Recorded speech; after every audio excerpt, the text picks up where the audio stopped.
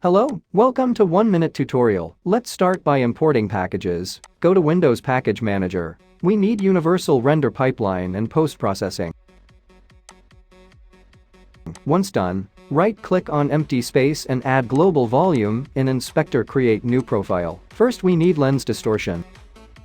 Enable Intensity. Before that, go to Main Camera and enable post-processing. I'm gonna set values according to my need. You can of course play with these. Next I will add a film grain. Set type to thin and intensity to a higher value.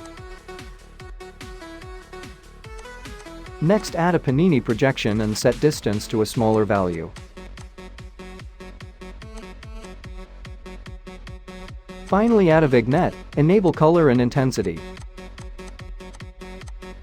And boom, we have created an old TV effect in 1 minute. Subscribe for more such content.